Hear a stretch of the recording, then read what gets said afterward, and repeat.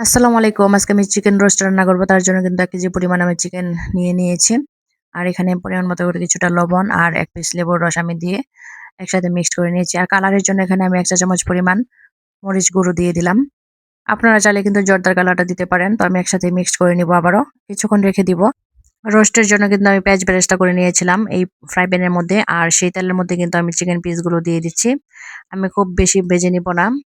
আমি ঢাকনা দিয়ে ঢেকে দিয়েছিলাম। কারণ এগুলো অনেক সময় ছিটিয়ে আসে শরীরে। সেজন্য কিন্তু আমি ঢাকনা দিয়ে রেখে দিয়েছি। আর আমি বেশি ভাজবো না।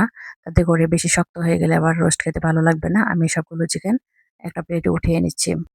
খুবই সহজভাবে ঘরোয়া মসলায় চিকেন রোস্ট রান্না করে আমি আজকে আপনাদের মাঝে শেয়ার করছি। আমার সবগুলো চিকেন কিন্তু ভাজা হয়ে গেছে। বাকিগুলো কিন্তু আমি ভেজে নিয়েছি।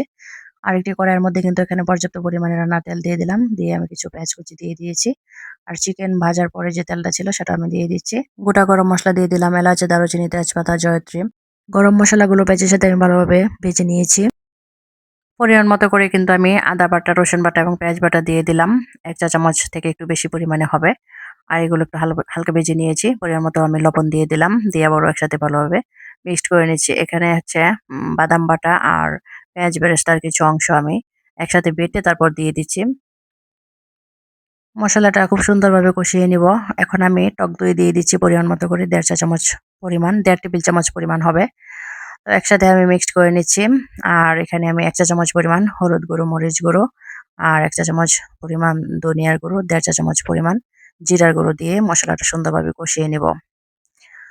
এখানে মসলা কষানোর জন্য কিন্তু আমি পরিমাণ মতো করে কিছুটা পানি দিয়ে দিলাম। দিয়ে সুন্দরভাবে মিক্সড করে আমি একসাথে কষিয়ে নিয়েছি। মসলাটা যত সুন্দরভাবে কষানো হবে চিকেন রোস্ট কিন্তু খেতে আরো অনেক ভালো লাগবে।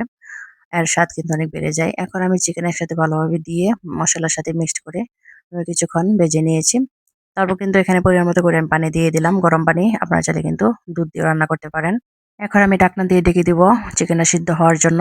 তার কিছুক্ষণ পর কিন্তু আমি আবার ঢাকনা খুলে দেখে নিচ্ছি। ঘ্রাণের জন্য আমি এখানে আস্ত কটা কাঁচামরিচ দিয়ে দিলাম। জাস্ট শুধু ঘ্রাণের জন্য। আবারও আমি ঢেকে দিব।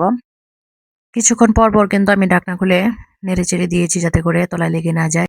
আর আমি এখানে কিছু তেজপাতা দিয়ে দিয়েছিলাম। আর সেই তেজপাতাগুলো আমি উঠিয়ে ফেলে দিব। এটা শুধু ঘ্রাণের জন্য দেওয়া হয়। পরে আর দরকার পড়ে না।